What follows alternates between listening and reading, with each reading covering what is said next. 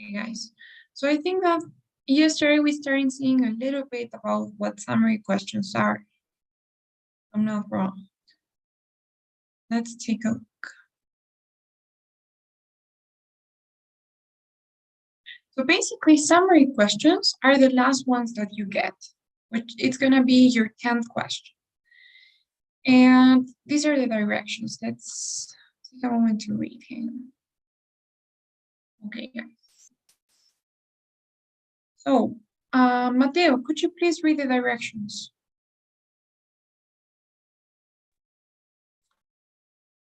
Directions. An introductory sentence for a brief summary of the passage is provided below. Complete the summary by selecting the 3 answer choices that express the most important ideas in the passage. Some sentences do not belong in the summary because they express ideas that are not presented in the passage or are minor ideas in the passage. This question is worth 2 points. So those are the instructions. Basically, as you can see, we have a box. Now, in this box, you need to choose 3 options out of the 6 that you get. You have 6 answer choices. You need to choose 3 options or 3 sentences that you believe would be good summaries for the main ideas or the most important ideas in the passage. Okay, so you need to choose 3 out of 6, and you will drag and drop them in the box. Okay. Now, remember this question is worth a little bit more than the other ones. It's worth 2 points, which means it's for like 2 of the other questions. But the good thing is that if you get 2 out of 3 correct, then you have 1 point out of 2. If you have 1 out of 3, then you have nothing. But if you have 2 out of 3, then that's a good point there. Okay? What else? As you can see, in the instructions itself, they say some sentences don't belong in the summary because, 1, they express ideas that are not presented in the passage. So some of these answer choices are going to be ideas that are incorrect. Maybe these are things that obviously contain some of the words that you are going to find familiar, that you read in the passage, but the ideas are not going to be true, or they're not going to be mentioned in the passage itself. So you have to be careful not to pick one that is incorrect. And second, and this is the most important thing, some answer choices talk about minor ideas.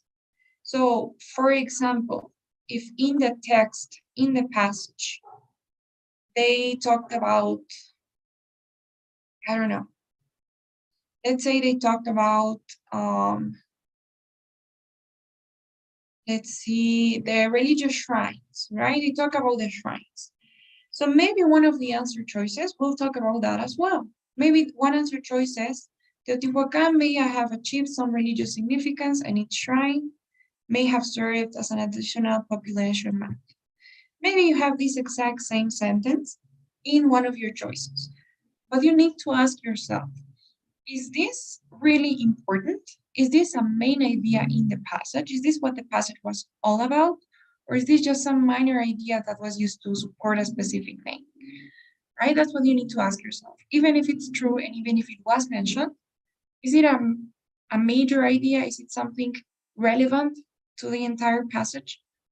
We'll see. So what we're going to do is I'm going to ask you to please read the answer choices.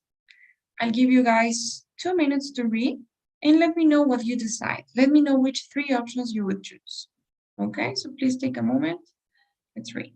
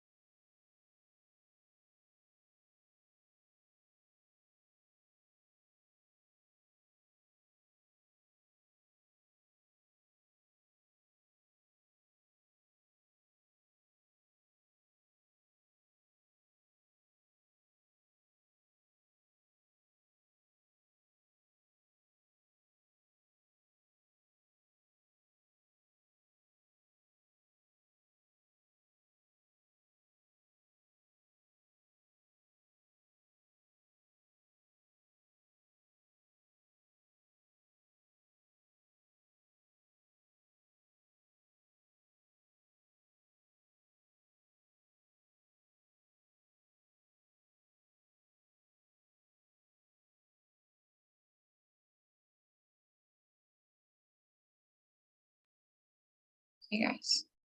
So which three options would you choose?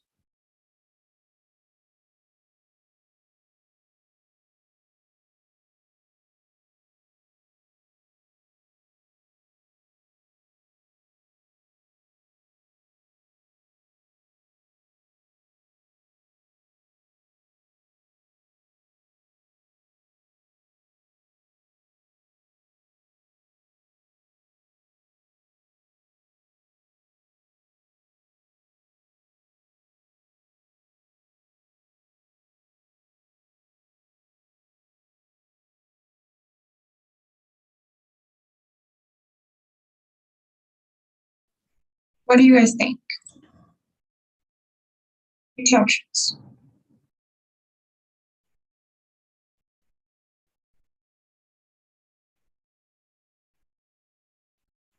Mateo, give me one. I think C. Okay. Laura, what about you? I was thinking maybe A. Okay. And Valentina?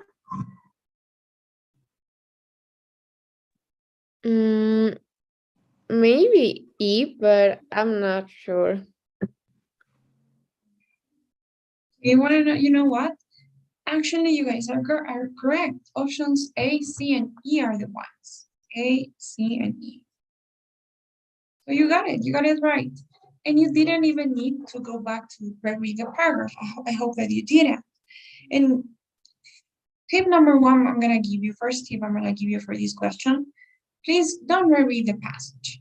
Okay? That's like a big waste of time. By the time that you get to the 10th question, by the time that you get to the last question, which is this one, I'm pretty sure that you have already read the 6 paragraphs that we had in the passage. Why? Because question 1 tends to ask you about paragraph 1, question 2 asks you paragraph 2, and so forth.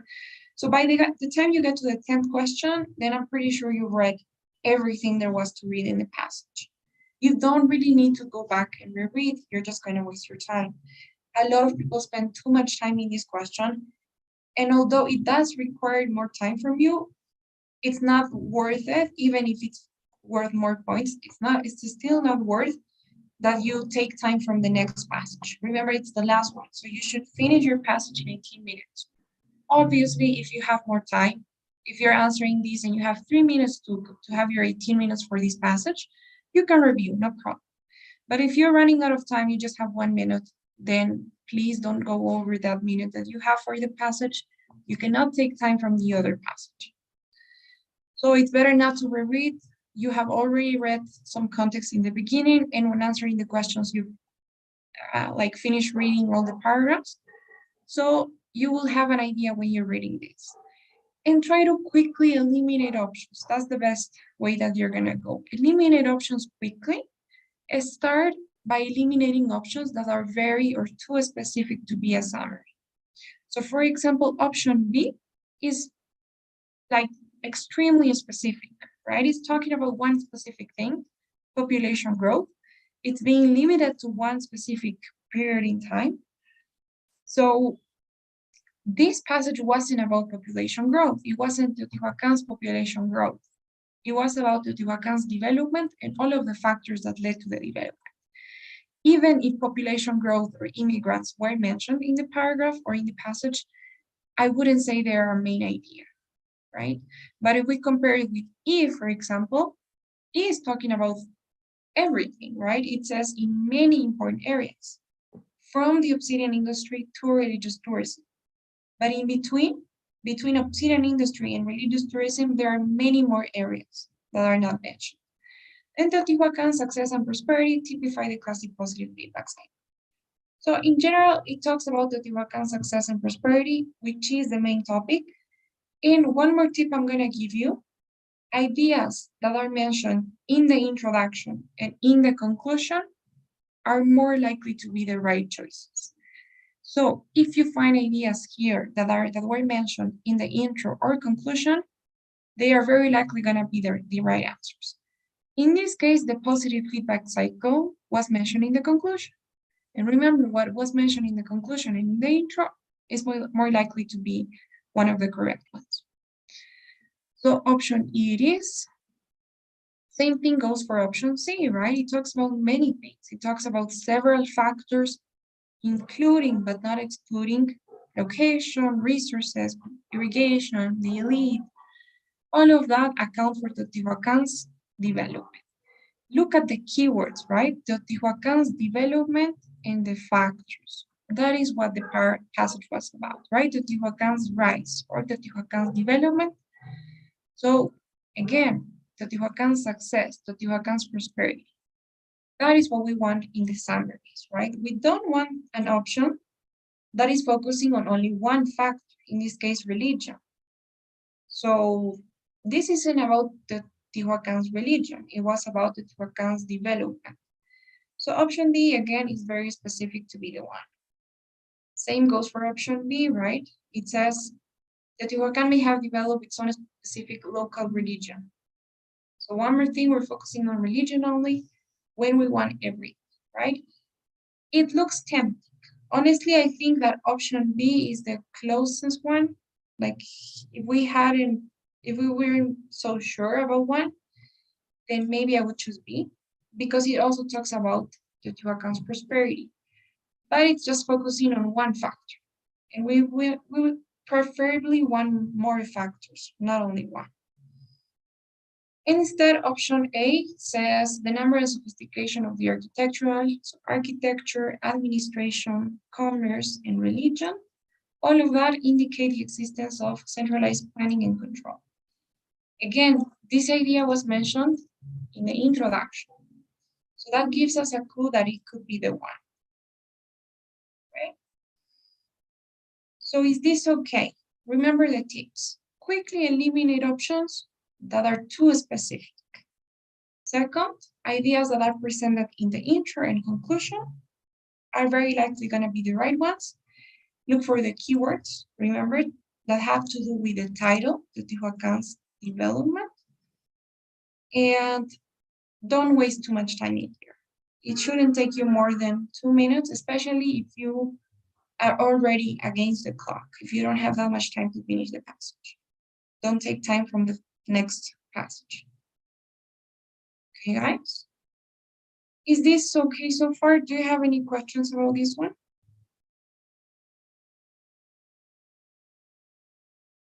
No?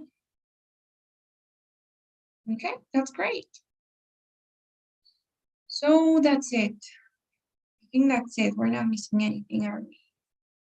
Do you have any questions now about the reading section or any of the questions that we've seen?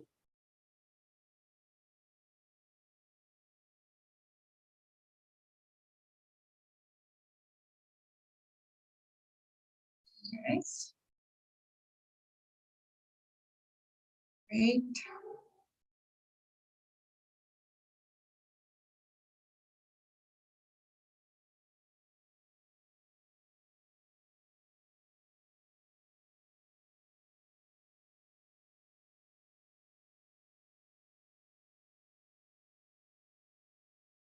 So what we're gonna do now is I'm gonna send you a document.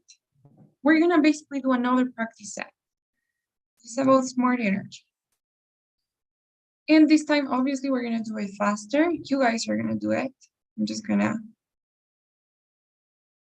be here. Okay. I'm gonna send you this Google Doc.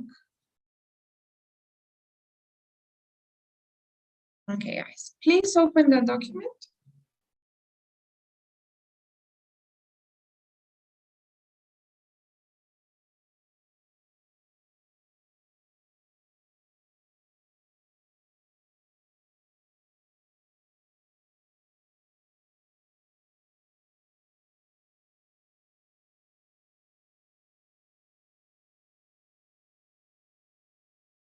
Guys, it's a little bit larger. We're gonna practice from this website. It's called examenglish.com. Okay, it has good material for the TOEFL test. But remember, it's not an official website. So this is an official practice. from the ETS. So it won't be exactly as it will be on your test, at least not as similar as the one we did from the ETS, but it's good to practice. Okay, so please take a moment to scan the text. I will give you 3 minutes so that you can try to find the main ideas in the passage, in each paragraph, and just have an idea of what it's about before we start answering the questions. Okay, so 3 minutes to read, please.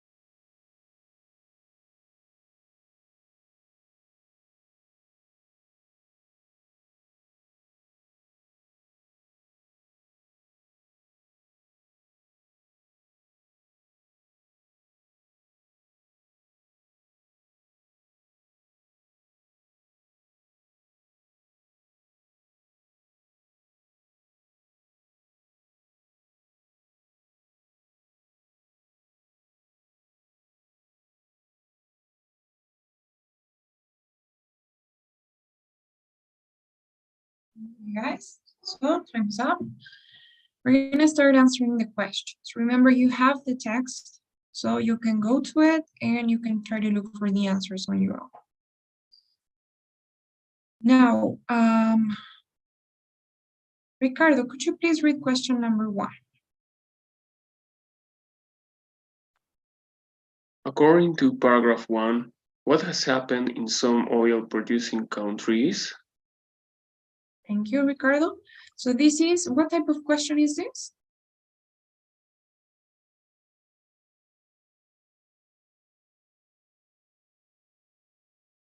This is a detailed question, right? It's asking for a specific detail. So please look for the answer in paragraph 1 and then compare it with the options. Let me know what you think, okay?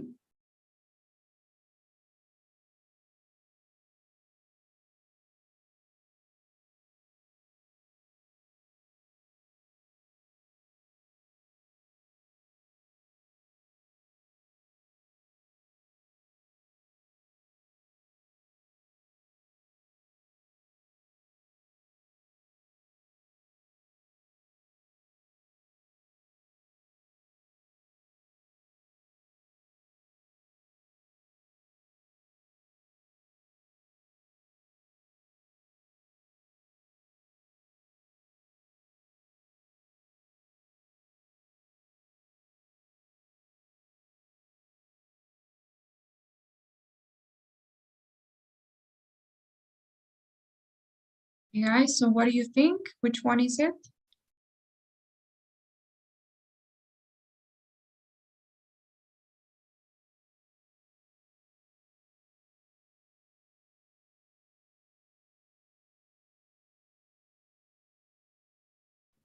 So what has happened?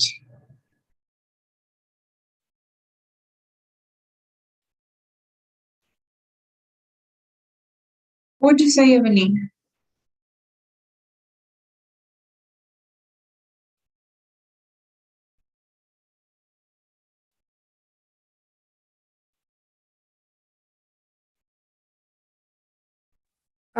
D.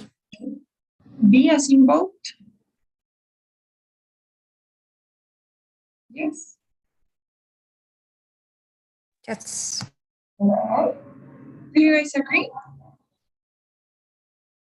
Is it B? D.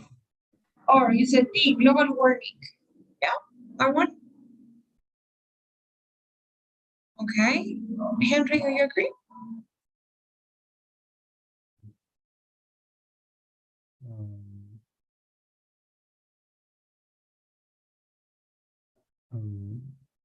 Yes. So global warming is more severe here than in other countries, right? Now let's see, let's go back to paragraph 1. Remember detailed questions, so let's look at the keywords. It says what has happened in some oil producing countries, right? So paragraph 1, oil producing countries. So here it is, right? In some major oil producing nations, basically same thing as oil producing countries. So what has happened? Peak oil has already been reached and there are increasing fears of global warming. Consequently, many countries are focusing on the switch to a low carbon economy. This transition will lead to major changes and so forth. This is what has happened. First thing, peak oil has already been reached. There are increasing fears of global warming there, and countries are focusing on the switch to a low carbon economy. So, what tells us that global warming is more severe here than in other countries? Is it because they say that there are increasing fears of global warming? Is this an inference question? It's not, right? Remember, detailed questions are direct. The information will be here. So you guys are coming to the conclusion that global warming is more severe there. But we don't have to do that in that type of question, do we?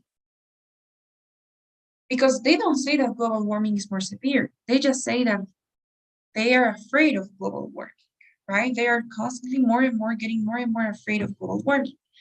But we don't really know if global warming is more severe there or not. Do we? What do you guys think? Laura, what would you say?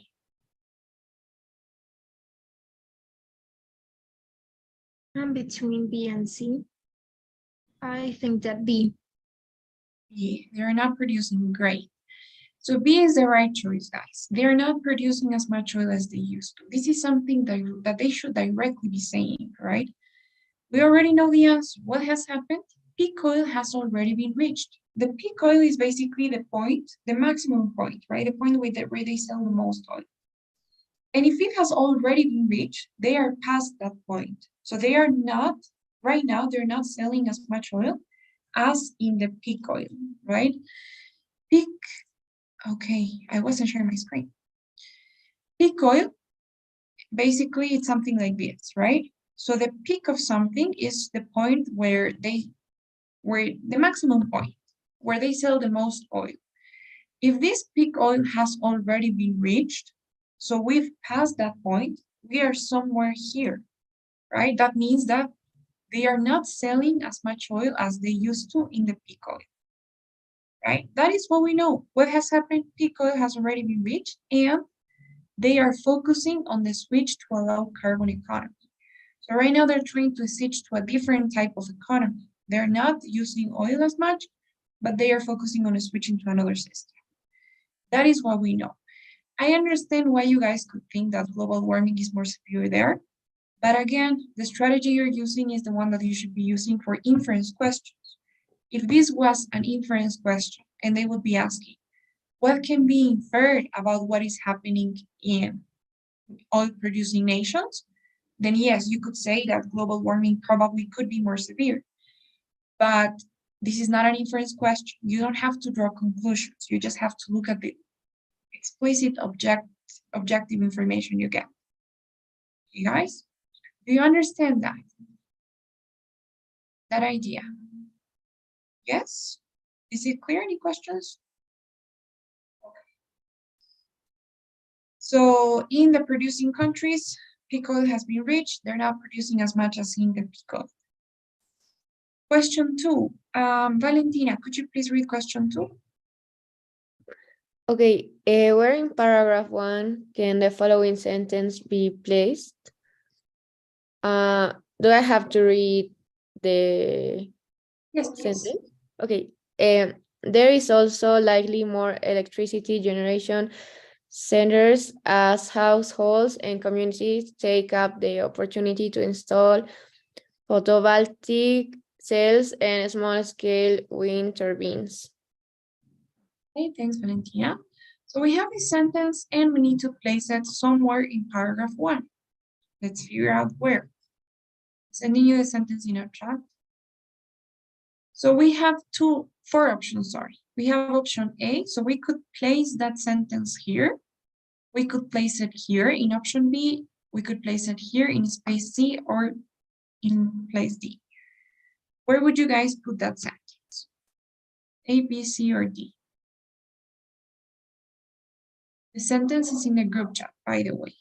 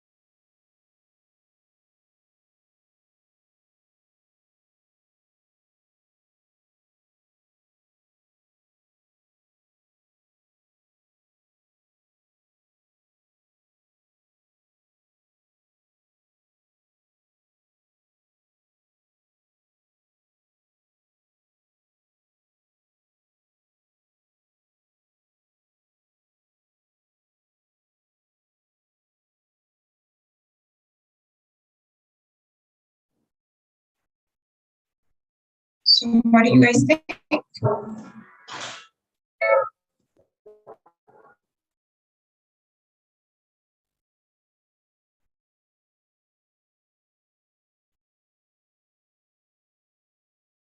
A, B, C, or D?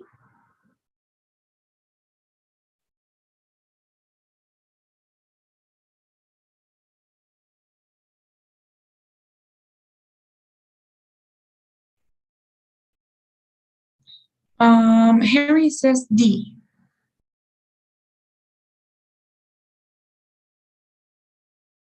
Laura says C. And Evelyn says D. Okay.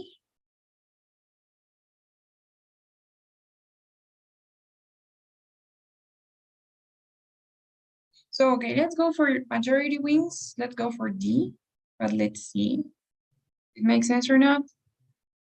So option D is actually not the one. You know, if we look at it, okay, let's go for what Laura says. Let's go for C. Now, if we look at this, as you can see on my screen, we have to understand what this sentence is about, right? This sentence here is about electricity generation centers, right? There's also likely more electricity generation centers because of this and this and that. So you have to look for the sentences that talk about the same. The previous one serves as an introduction to this one, right? Because it's also talking about electricity generation. So it says there will be an increase in power generation and as there is growing electricity generation from renewable sources. There is also likely more electricity generation centers. So both of them kind of complement each other if we think about it. One thing that there's going to be is an increase in power generation. And obviously, if there's an increase in power generation, there has to be more electricity generation centers, you know? So both sentences are related. Once that you find the sentence that is related, that talks about the same thing, generation, electricity generation, it could be before the sentence or it could be after. So the two options that you should be considering should be B or C, because we already know that this is the sentence that talks. So it could be B or it could be C. In this case, since it says there is also, that means that there has to be something before, right? So it has to go in the second place. It has to go in C. Because one, there will be an increase in power generation, and two, there's like an additional thing, more electricity generation centers. No, so that's the trick in this one. Understand what it's about, electricity generation centers. Look for another sentence that talks about the same, and it could be before or after. And there you have to look for clues, you know? So is it okay? Do you guys see how these two sentences are connected, how they go together? Okay. Great, so see it is. Now we have question 3. Henry, could you please read question 3? Which of the following is not a benefit of smart grid technology to consumers? So this is an except type of question. First thing, you need to look for benefits of smart grid technology to consumers. You need to compare it with the options, and you need to see which one is not mentioned as a benefit. So take a moment to do so, please.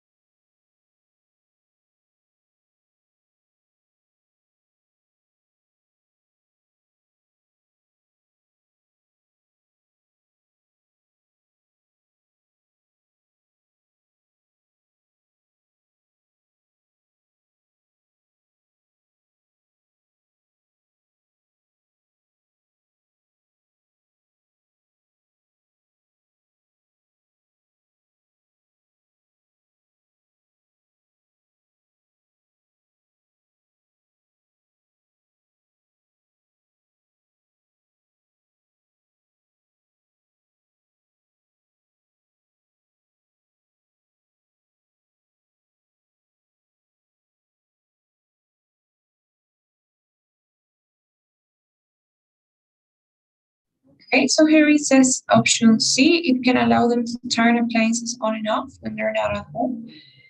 Ricardo also says C. Okay, good. What about the rest? Maria Rene, what do you think? C, teacher. Okay. And Evelyn?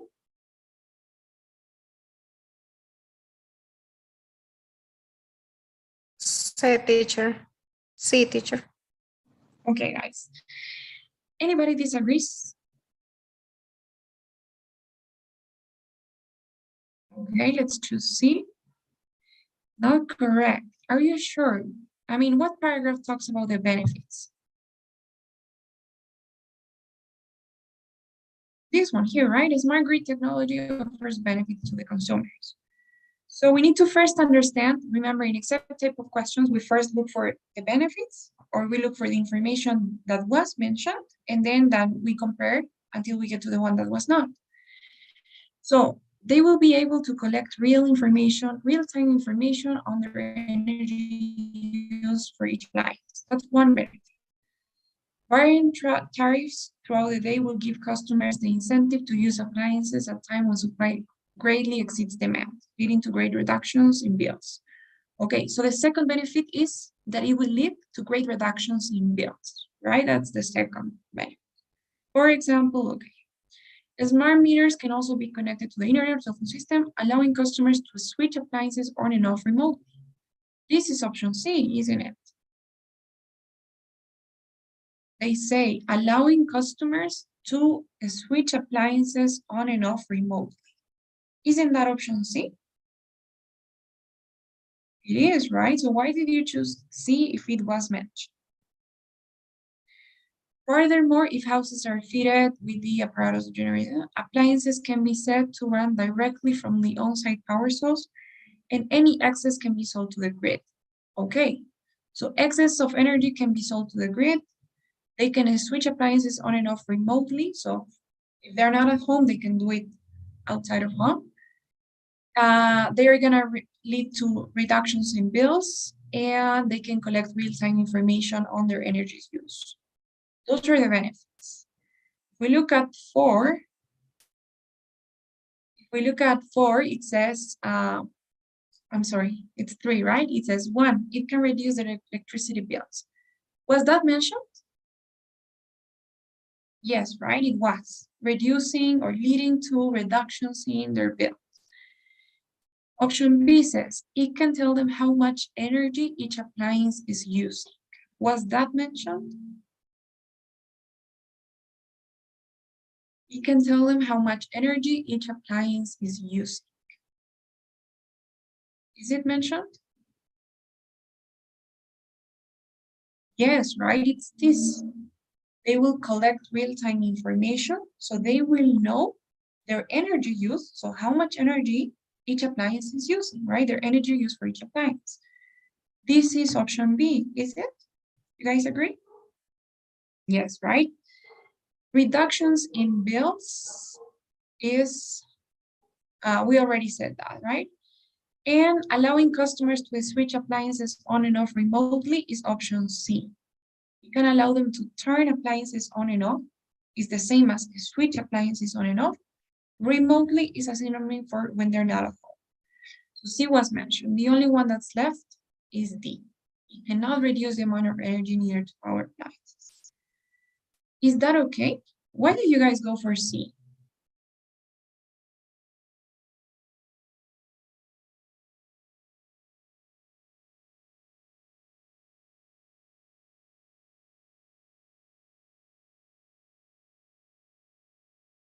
Why C? I'm curious.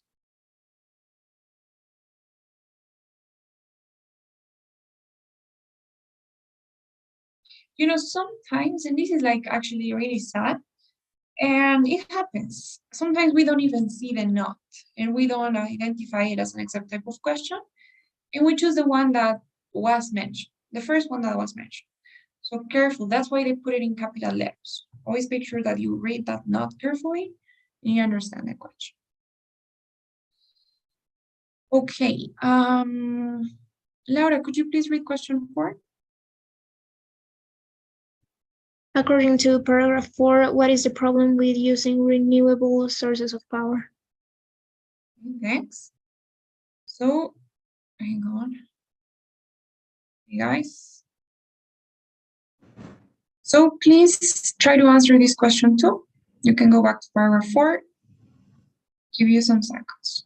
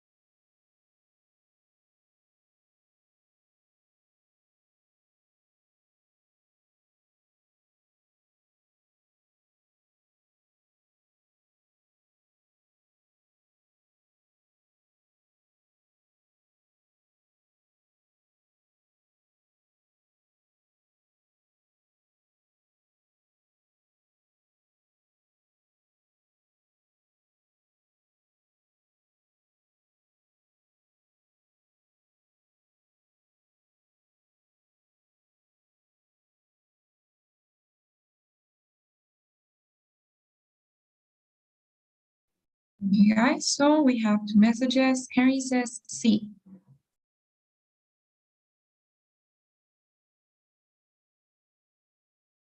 Do you guys agree? They do not supply a continuous flow of energy.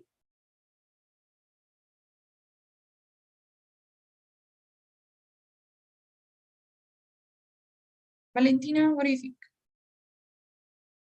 Maybe A. Maybe A, they do not provide much energy. Okay. Henry's changed his mind. He says B now. They often cause system failure and blackouts. Okay. Mateo?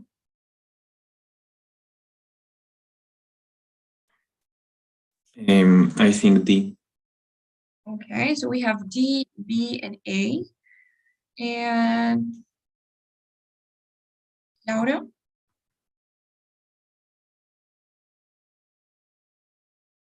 A. A, okay, so we have two A's. Evelyn?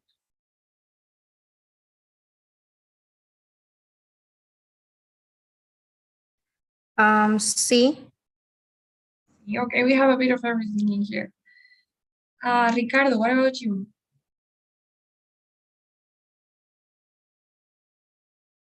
I think D. D, okay, I don't know what to do. Let's go back. Let's read. This is a detailed question, right? What, why, when, where? What is the problem with using renewable sources of power? Paragraph 4. Let's go back to paragraph 4, which is this one here, right? It says, with these changes comes a range of challenges. The first problem, the first challenge, involves managing the supply and demand. So that is the problem, basically, right? Sources of renewable energy, such as wind, wave, and solar, so this is a keyword, renewable energy, are notoriously unpredictable, and nuclear power, which is also said to increase as nations reach internet, is inflexible, right? And then this is an explanation, but basically this entire paragraph is focusing on the first problem.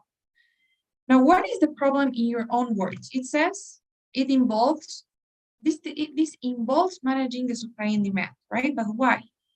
Renewable energy says, it says is unpredictable and nuclear power is inflexible. That is the answer, right? Wouldn't you say? Remember, in detailed questions, the answer is going to be there, very close to the keywords. So renewable energy, what happens with renewable energy? Is unpredictable and nuclear power is inflexible. So the alternatives are unpredictable and inflexible, and it's difficult to manage the supply and demand. So if we go back to the options, option A, they do not provide much energy. I don't know if that was said, right? That they don't provide much energy. They say that if the energy they provide, or like the way they work, is unpredictable and it's inflexible. I think unpredictable because it depends on the weather, right? It depends on external factors. They often cause system failure and blackouts. I think this is mentioned, but I wouldn't say this is a problem. This is the effect of the problem, right? Because they do cause system failures and blackouts. They say, with alternative sources, this is far more difficult and may lead to blackouts or system collapse. But that isn't the reason, right? This is like the effect of the problem. But what is it? I mean, why does this happen? Why do they produce system failures or blackouts? Option C says they do not supply a continuous flow of energy. I don't know. Or they can be used at off-peak times. I don't know if this is mentioned. Is it? Don't think so.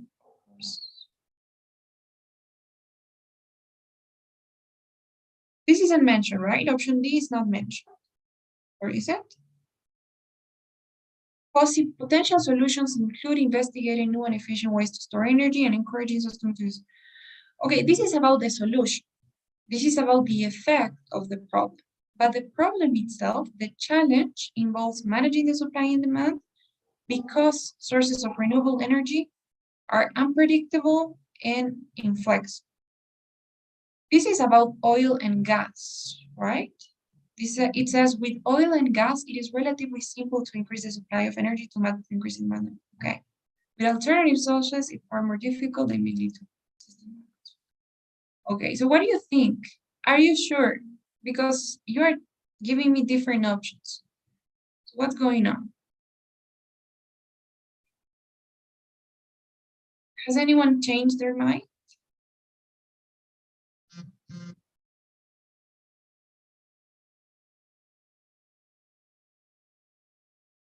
Maybe Maybe C. You're right. So that is like the origin of everything. They do not supply a continuous flow of energy because they are unpredictable. If it's windy, then it's gonna be totally different than if it's sunny, right? Maybe if it's windy, you will have much more energy, but if it's sunny, then you won't have that much energy. So it's not continuous. You don't have the same amount of energy going or being supplied.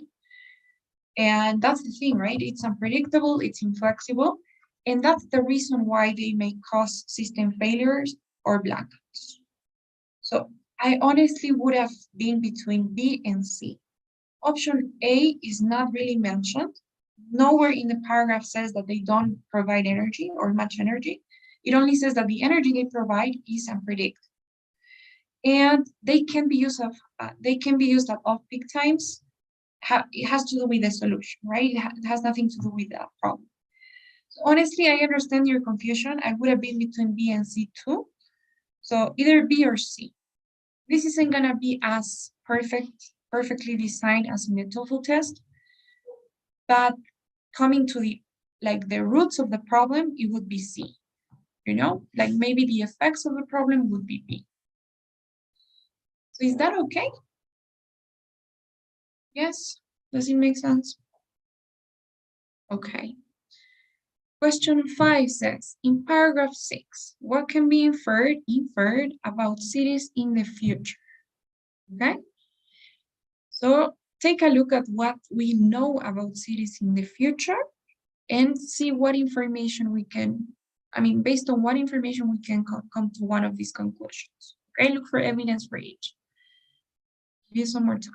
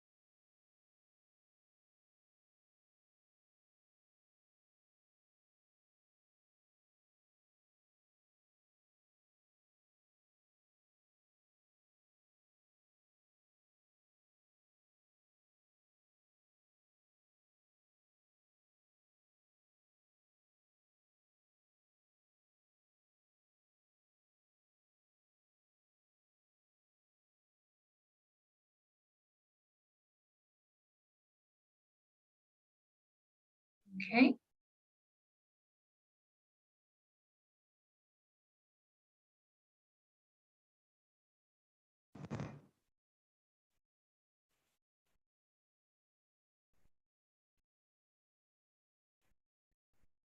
So what would you guys say?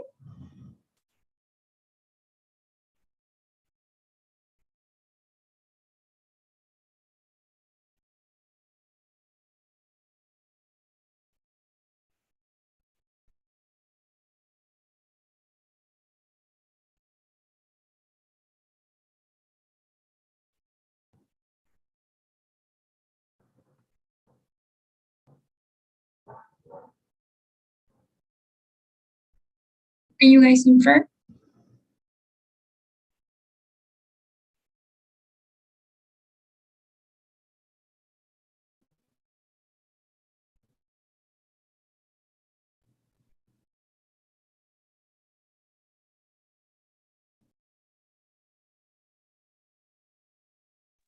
I think Okay. it's C.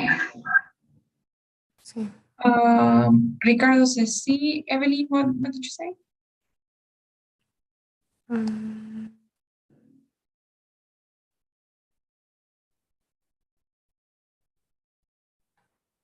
La B.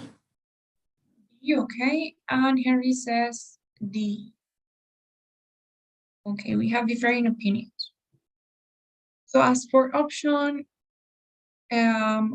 C says all buildings will generate their own electricity. What makes you think that it's C?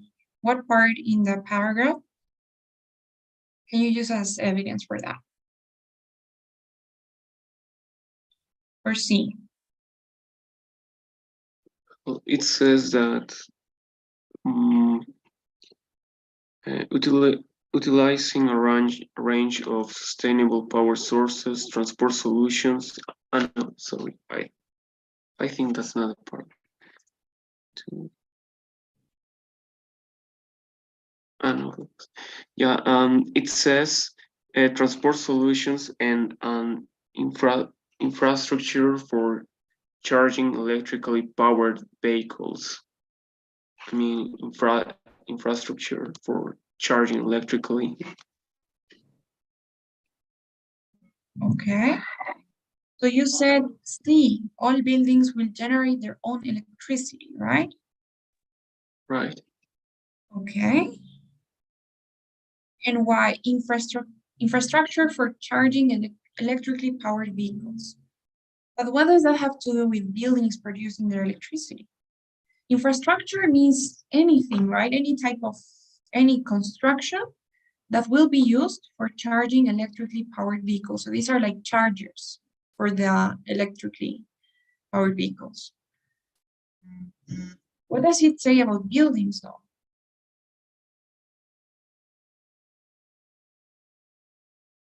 These are not buildings, right? I think there is not anything about buildings.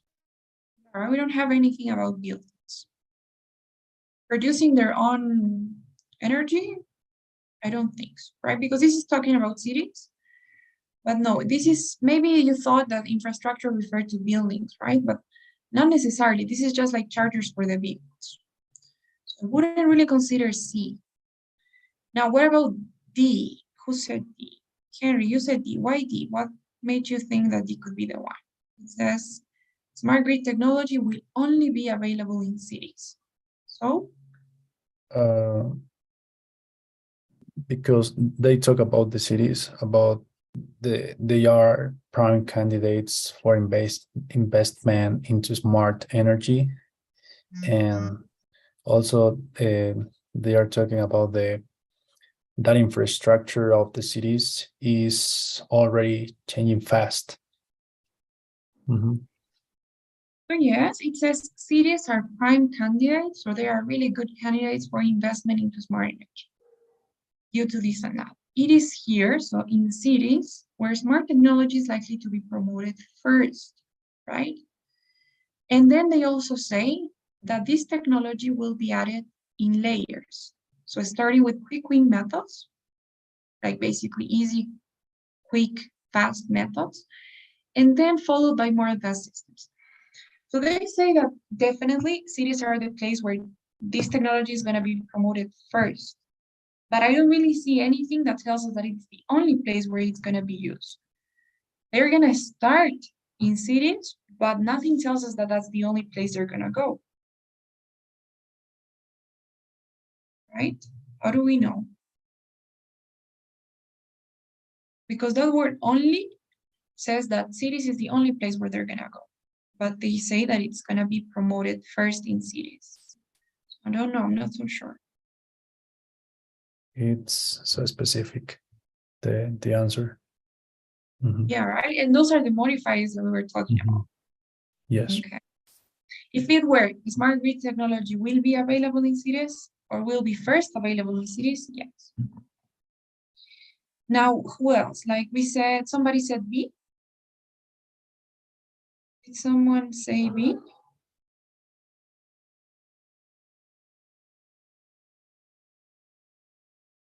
Nobody said B. A? I think somebody said A, right? Said A.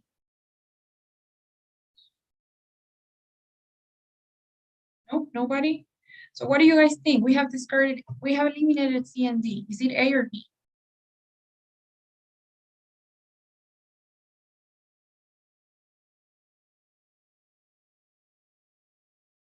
Maybe B, Okay, and why B? because it talks about electrically powered vehicles. Exactly, yes, that's correct. So it says transport solutions will be implemented in an infrastructure for charging electrically powered vehicles. So obviously, if you have an infrastructure for charging the vehicles, why would you have that if you don't have the vehicles? So you need to have first electrically powered vehicles in order to create infrastructure. So there's no reason why somebody would just create the chargers without having the vehicles. And that's how we can infer that there are gonna be electrically powered vehicles.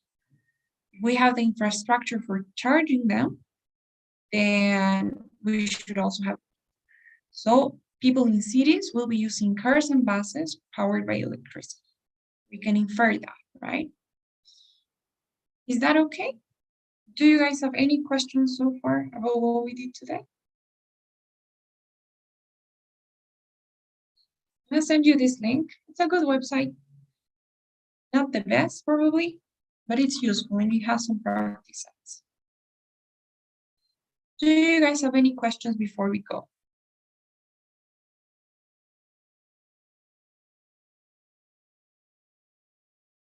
Guys, please don't forget today's survey. Next class will already be starting with the listening section on Tuesday. Thank you so much for joining today. Have a good weekend. Thank you, teacher. Have a good weekend. Bye, teacher. Thank you. Bye. Bye, teacher. Bye-bye. See you tomorrow, teacher. Oh.